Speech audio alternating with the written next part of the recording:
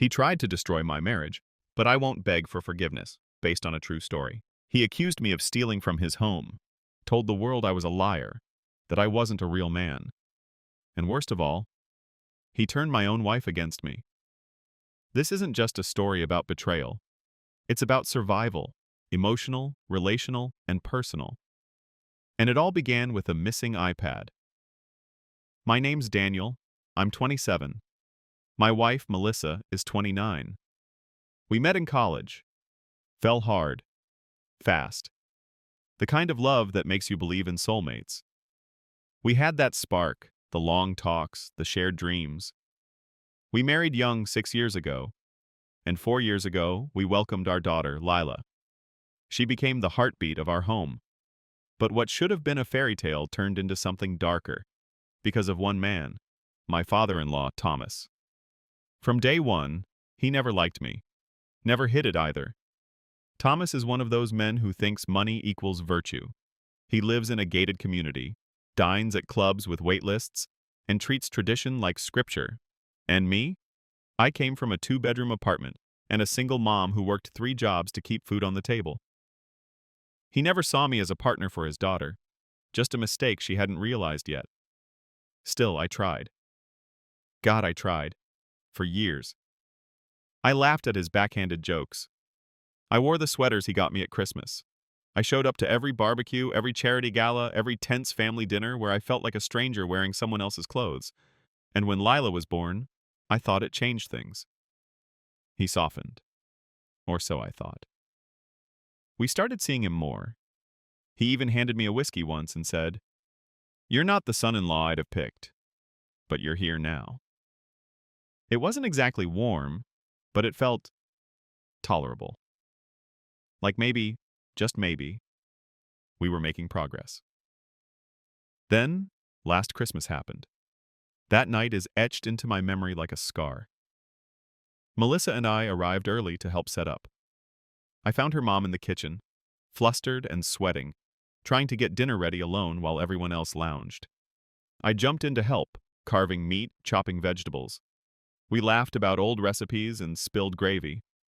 That's why it shocked me when Thomas stormed into the kitchen mid-meal and accused me, loudly, of stealing his iPad.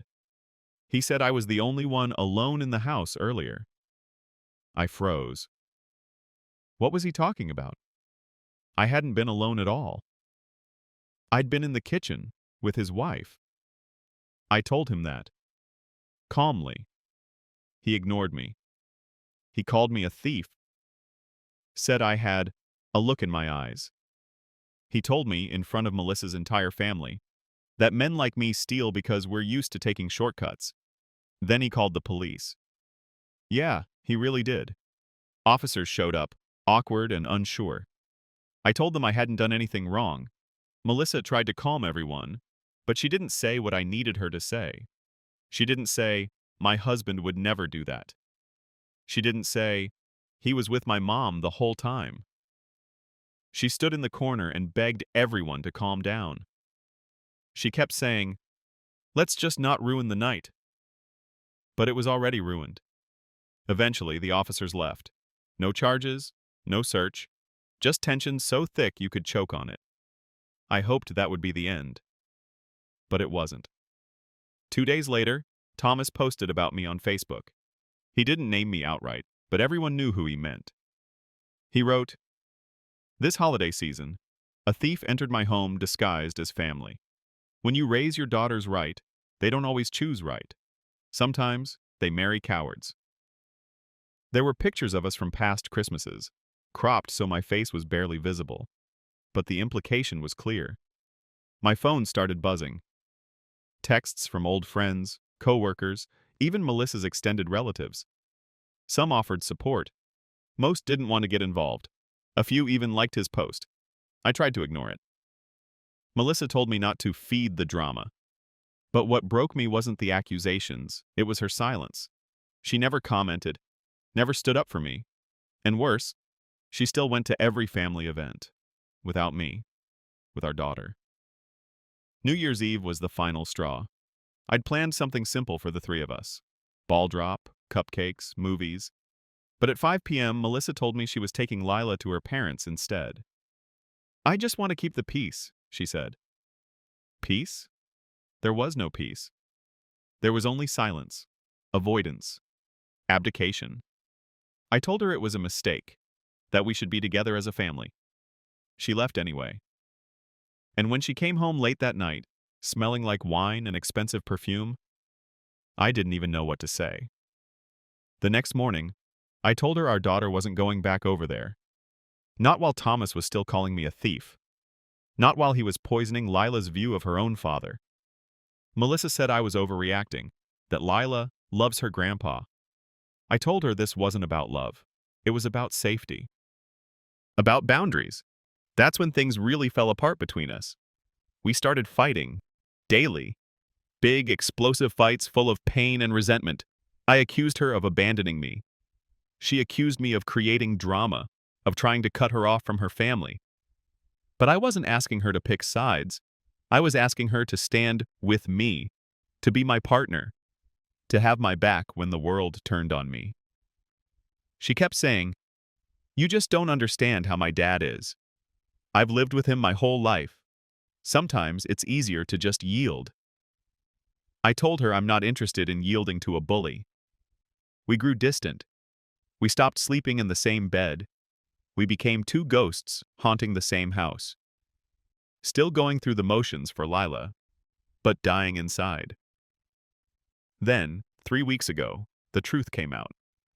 Melissa's sister Clara found the iPad. She'd been cleaning out her son's room when she saw something stuffed in the back of his closet under a pile of Legos. She pulled it out, and there it was, Thomas's precious iPad. When she asked her son, he broke down in tears. Said he took it to play a game he wasn't allowed to download. But when the accusations started flying that night, he got scared. He didn't want to get in trouble, especially after hearing how furious his grandpa was. He cried for 10 minutes straight. Clara was horrified. She called Melissa first. Then Melissa called me. I didn't even react. Not right away. I just stood there, phone in hand, staring out the window while she explained. "I'm sorry," she whispered. "You were telling the truth."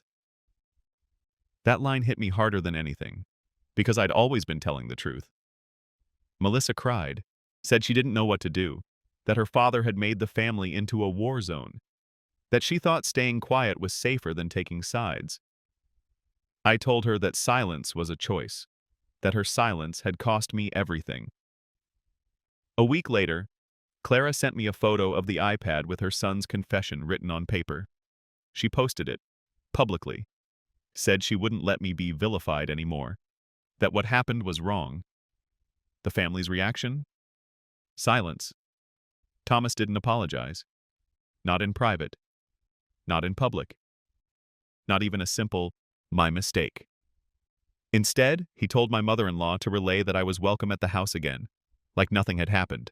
Others started inviting me to birthdays, dinners, events, as if the past 6 months hadn't happened, as if I hadn't lost a job offer when a recruiter found Thomas's post, as if I hadn't spent months wondering if my own wife believed I was a thief.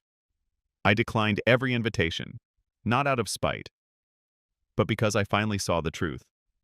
These people didn't value me. They tolerated me, until they had an excuse to push me out. And when that excuse proved false, they just moved on. But I couldn't. Melissa wanted to move forward, to start fresh. But I couldn't just sweep it all away. I needed to talk about it. I needed to feel seen, heard. Every time I tried, though, she shut down. "You're throwing it back in my face," she'd say. "We need to focus on healing." But how could we heal if we never addressed the wound? She wanted peace, but I wanted partnership, and the difference nearly broke us. We went to one marriage counseling session. She barely spoke. I poured out months of pain, of betrayal, of loneliness. She just sat there, arms crossed, eyes down. Later that night, she said, "I don't know why you're still so angry. It's over." No, it wasn't. It wasn't over for me. Because every time I walked into a room with her father's face in a photo, I remembered. Every time I looked at Lila and thought about what Thomas had said about me in front of her, I remembered. This wasn't about holding a grudge. It was about trauma. The man tried to ruin me, and she stood by and watched. That's not something you just forget. Eventually, I told Melissa the truth. I couldn't be part of that world anymore. I wouldn't go to family dinners. I wouldn't smile and pretend Thomas hadn't tried to destroy my life. And I wouldn't let our daughter go over there without me present. If that meant I was difficult, so be it. I wasn't being stubborn. I was protecting myself and protecting my child. Melissa said I was making it harder to move forward. I said I was finally choosing myself. We're still together, but it's fragile. We're in therapy now, real therapy. The kind where things get messy, the kind where you stare at the truth until it hurts. I don't know what our future holds, but I know what I want. I want a marriage built on respect. I want a daughter who sees her father stand his ground. And I want peace, but not the kind that comes from silence, the kind that comes from truth. So if you're wondering whether I ever got an apology, no, I didn't. But I found something better. Clarity. And that's enough for now.